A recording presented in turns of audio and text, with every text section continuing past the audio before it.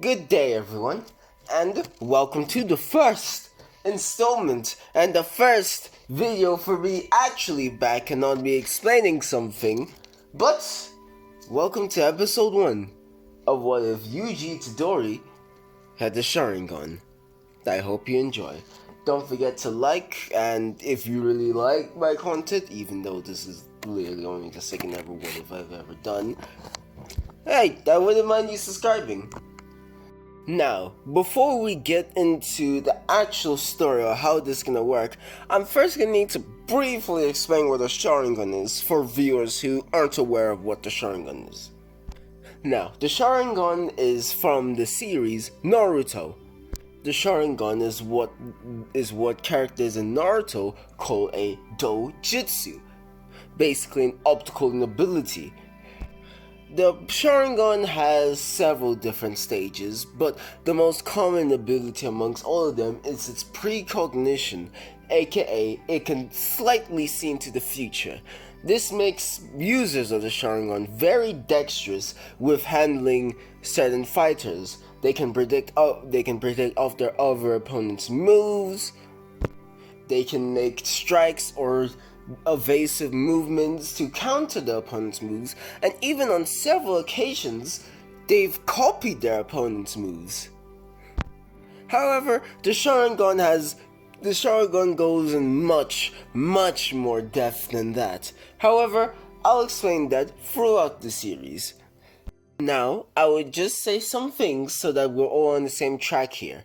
I am not making Yuji an Uchiha, because if I were to make an Uchiha, then I'll need to give him fire release, and this video is purely for what if Yuji had the Sharingan and wasn't an Uchiha. However, I'm not gonna hold Yuji to just the base Sharingan, as we've seen how draining it is for non-Uchihas to wield the Sharingan, so I'll allow him to have access to more of the complicated abilities of the Sharingan.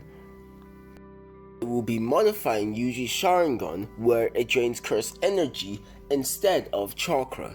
But don't worry, other than that, it will relatively stay the same. And one thing I will say, just to keep it a bit more balanced, Yuji's Sharigon cannot copy cursed techniques, otherwise he would be freaking busted. However, he will be able to copy martial arts.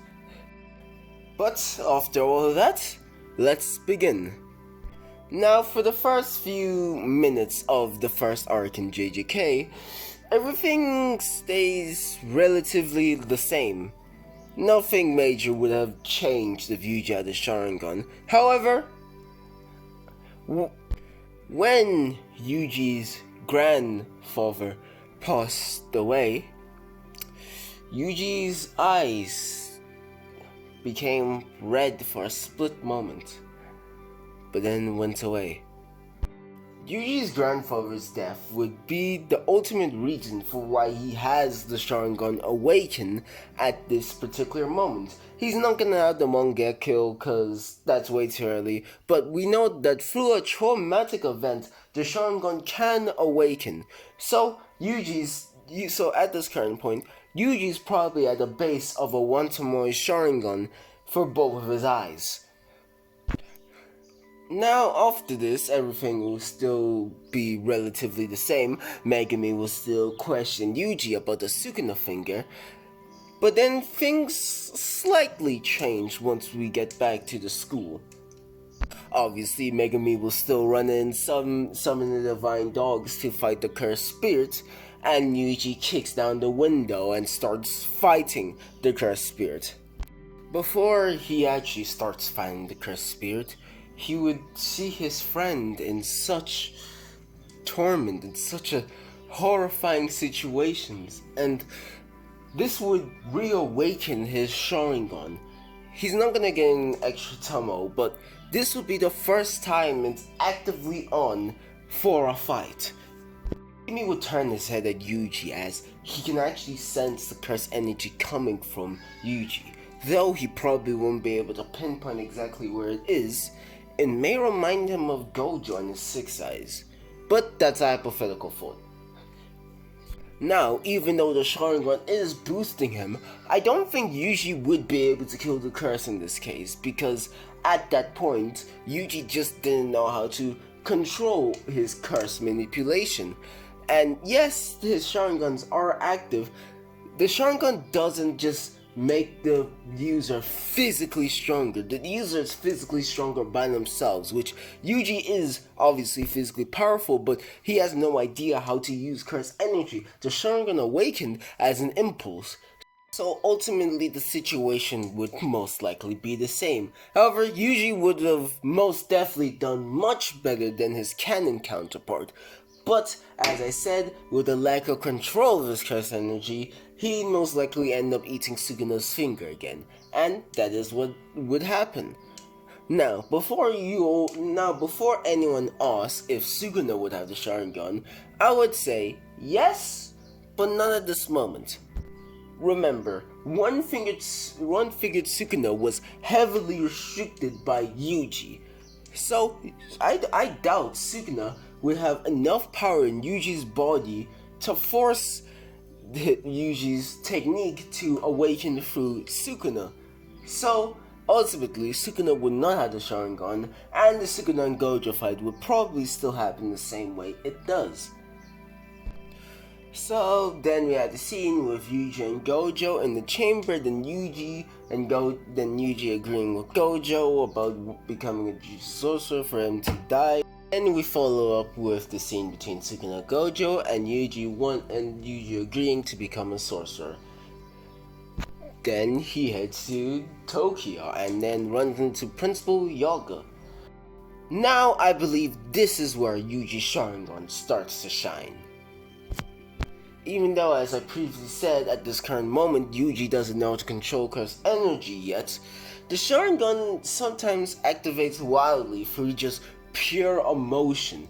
And in the scene, it was definitely emotional with how Yaga was talking about how much it takes to be a Jujutsu sorcerer. And I feel like by him talking down to Yuji almost, it would reawaken the Sharingan. So, Yuji would most likely do much better against Yaga's puppet. Yaga would notice how strange Yuji's curse technique is at this moment, and after Yuji manages to catch the puppet, Yaga would ultimately agree and allow Yuji to become a Jujutsu sorcerer. Then, everything will still happen the same, and then we get into Nobara's and Yuji's first mission. Now the interaction will most likely still go the same, Nobara going upstairs and Yuji staying on the floor. But then the cursed spirit would then soon lunge at Yuji through the wall. Now, Yuji has most definitely sensed the difference between the times he normally is and the times when he's fighting with the Sharingan. And so, I believe it would be reasonable to say that Yuji would try to find some way of trying to activate that special feeling he has in his eyes. And so I feel like Yuji wouldn't instantly defeat the cursed spirit in this case. Not that he can't, but that he's experimenting with something. He fights the curse as it ends in the same way with Yuji obviously defeating it, but he feels like he's gotten somewhat of a better understanding of how his curse technique works, but he obviously doesn't know all the ins and outs of it. Then he proceeds to punch through the cement wall and help Nobara out against the curse. And ultimately, it ends in a victory, like in canon. Now we enter into the fearsome Woombark. They would enter the juvenile detention building, and Yuji and Megumi would have the same argument. And, like in canon, the special great curse spirit appears and is ready to throw hands. However, the cursed womb wouldn't actually succeed in cutting off Yuji's hand. Why? Because Yuji's Sharigon was activated and allowed him to move out the way at the last second. Yuji and Megumi would agree to split up as usual, as Megumi goes to look for Noboru and Yuji stays here to fight the cursed spirit. Now, as powerful the Sharigon is, unfortunately I feel like Yuji is still losing here. Yes, Yuji can perceive many attacks. That doesn't mean he can dodge them. And the cursed spirit blitzed him. So, yeah, this is an out for Yuji, unfortunately, even with the Sharingan. But I do believe that in that moment where Yuji was just feeling so much self-doubt of him being a Jutsu sorcerer, I feel like that would be able to unlock his second Tomoe in both his eyes. Now, this might be a bit early, but considering that there's still a lot of JJK left, and there's still a lot more abilities of the Sharingan, I feel like this makes sense, so I'm going with it. Now, Yuji would be dead, like in canon, as Sukuna would save him, but then obviously when he re-encounters with Megumi, rips Yuji's heart out, and then the Megumi and Sukuna fight happens the same. However, I feel like Sukuna has been watching through Yuji's memories and events and has been trying to see how his curse technique works. And so I feel like there'll be several instances of Sukuna trying to activate it in a way, similar to how Yuji has been doing. I don't think it's enough for Sukuna to be able to use the Sharingan, but I feel like he'll have some type of understanding about it. He still obviously beats Megumi up, and then Megumi is about to send Mahoraga when he times out and Yuji swaps back. Then we get into the Mahito arc. Now then, we can immediately skip to when Yuji and Nanami began fighting the curses. However, there's a big improvement for Yuji here. Now he actually knows how to channel in his cursed energy, and because of this, he can now actively channel his cursed technique of the Sharingan, meaning now Yuji knows how to activate the Sharingan and probably understands its precognition ability. He still probably doesn't know about its copying capabilities, but hey, precognition's pretty good, especially for his fighting style. Now, this arc actually doesn't have that many fights where Yuji is in. Obviously, Yuji only really has 2 fights in this arc, so we're just gonna need to skip through it. I will say I do apologize for skipping for a lot of the dialogue, but it's simply because it's literally mostly gonna be the same. Him having the Sharingan isn't really gonna change what many other characters would say or probably do. So that's why I'm focusing more on the battles, or just things that require actions other than words, but the dialogue and the course of the story is staying the same. But then we get to the beginning of the Yuji versus Mahito fight. Obviously, we first have Yuji against Junpei, and Yuji was beating Junpei's ass, so I feel like Yuji with the Sharigon is still gonna be able to beat Junpei's ass. So obviously Yuji wins this one. Now, this is where I really start to get thinking, because as we all know, Junpei dies for Mahito.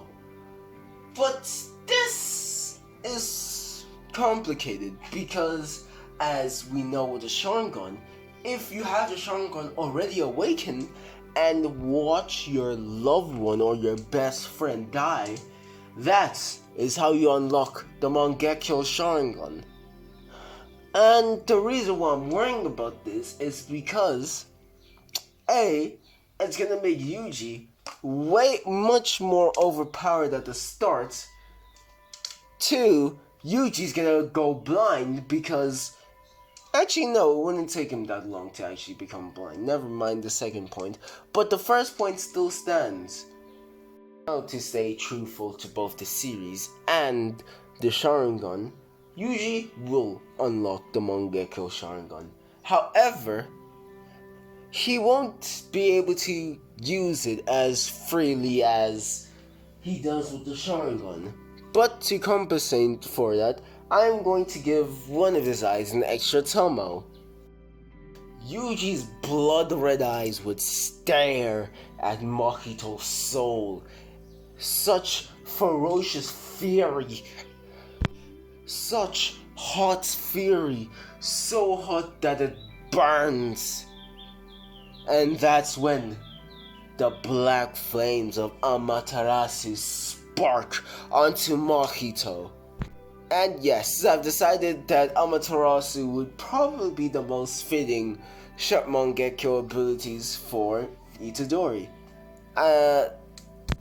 I don't see him at all using genjutsu techniques like the Kotonatsukami or the Tsukiyomi. I don't see that at all.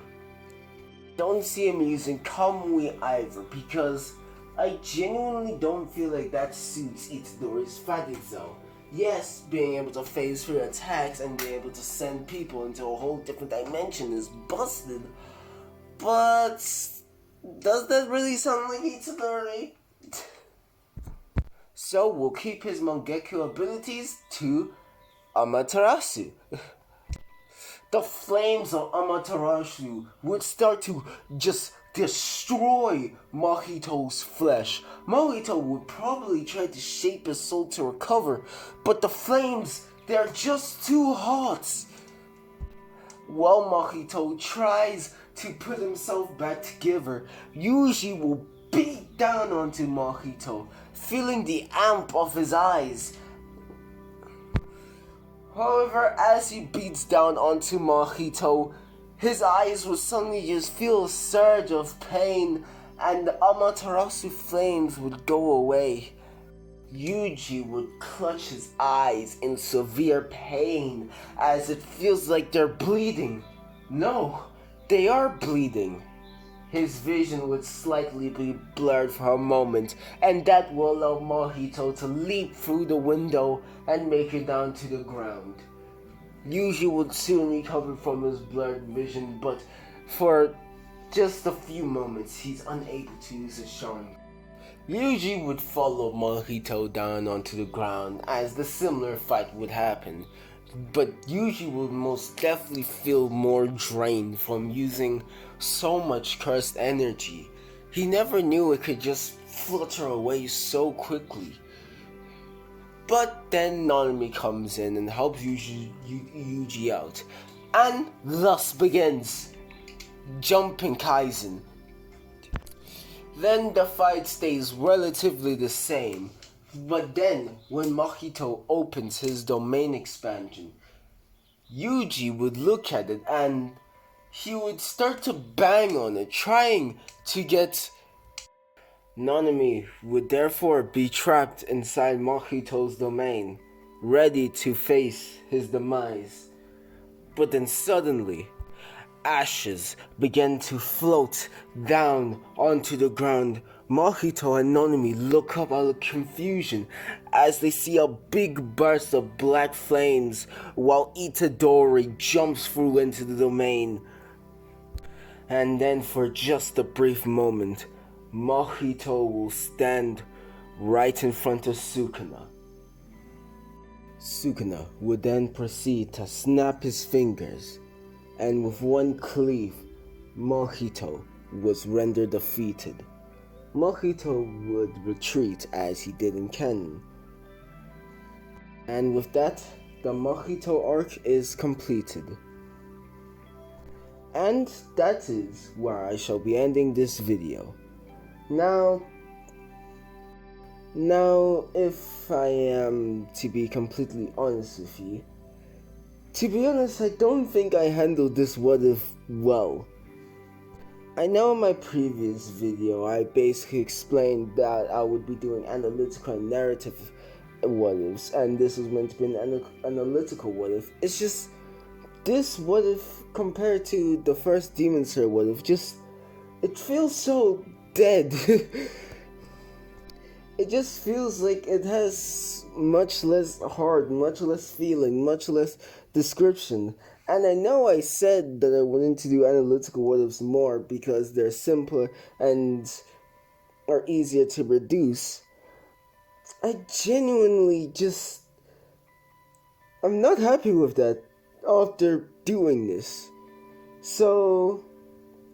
I'm not entirely sure how I want to do every what if. And to be honest, as I said, I genuinely just don't feel like I did this one good. So to hopefully make it up with you guys, I'm going to try to do a retake of this episode. And I'll ask you guys which one do you guys believe is better. I'll let you guys listen to this one to see if you guys like it like this, and then I'll see if you guys like the more narrative, descriptive way I did for like the Demon Slayer video. But yeah. But other than that, that's gonna be the end of this video. I hope you all enjoyed, and I really hope my performance now doesn't hinder you from coming back and watch, because I promise I will try to do better than this. That is a promise I will make. But yeah. Alright everyone, bye!